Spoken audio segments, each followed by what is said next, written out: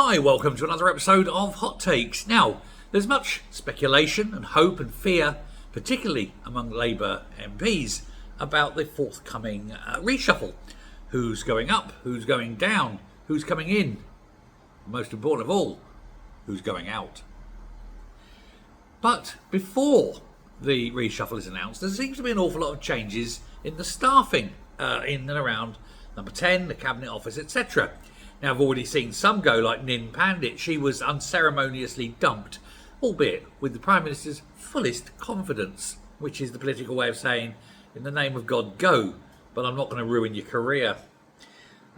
He's replaced her. There's others that have been looked at with a very basilisk eye, ready to be thrust back out into the wild, away from Cabinet. One of them probably is going to be Claire Reynolds, who is the political director.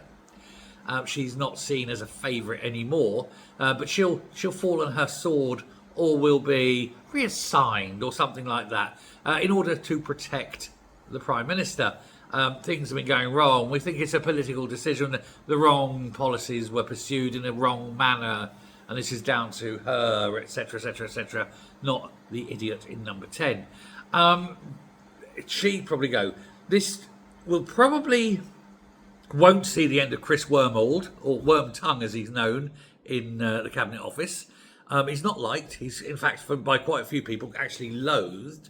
But his position is not it's not good enough to fire just yet, or at least it would be politically difficult to fire him as well as your political director. So he's probably safe for now. But if I was him, I wouldn't start taking out any long-term loans, if you get me drift.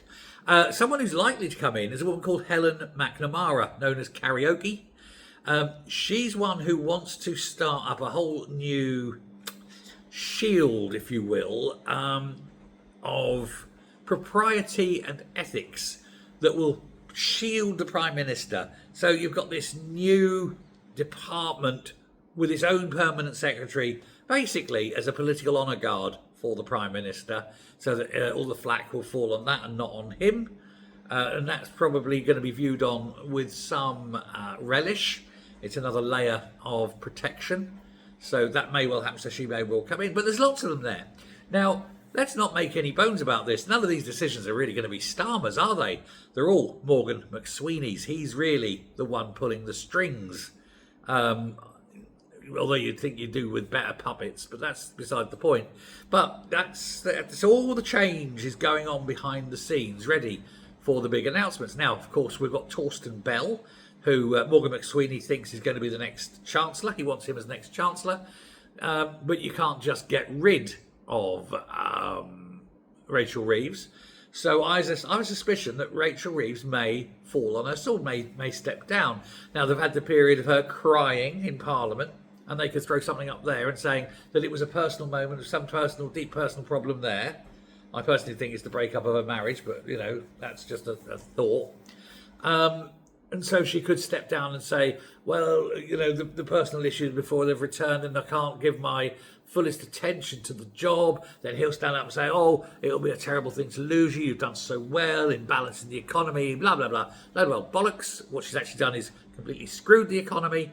And then Torsten Bell will come in and he'll basically come down after the battle and bayonet the survivors.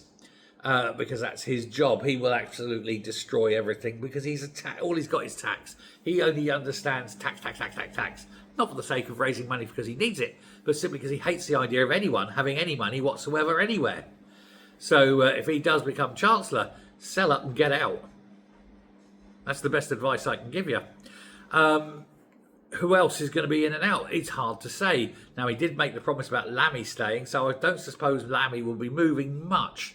But what are the odds on the Home Secretary? What's the odds on Cooper staying? That's a difficult one. She's made such a pig's ear of immigration. Wes Streeting, will he get a little shunt sideways? He's a very ambitious man, and I think the very thin skin of Starmer won't want him to be seen to be successful anywhere. Might shift him to Northern Ireland or something. The wilderness, as it's called. Rayner, well, he can't stop her being DPM. That's not his gift. But he can take away the Minister for Communities, Housing and Local Government. And I don't suppose he would mind doing that. On the other hand, it could be seen as petty and vindictive. But doesn't he strike you as a very petty and vindictive man?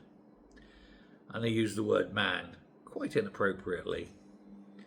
And then, of course, there's all the others. My bet is Nandi will go. She is the apology monkey of the day, but she's obviously thick as custard. There's a couple of others. They're mostly faceless wonders, though, aren't they? Healy. I'm going to say Healy's probably safe, but we shall wait and see. But yeah, if he does keep Reeves, then I think there's going to be trouble, because I think Morgan McSweeney wants Reeves out. But we shall wait and see. Let me know what you think. Who should stay? Who should go? Who deserves anything at all? No, they should all go. What am I talking about? But what do we think is actually going to happen? That's what you're going to need to let me know. Thanks very much. Hit the subscribe button. Speak to you later. Bye.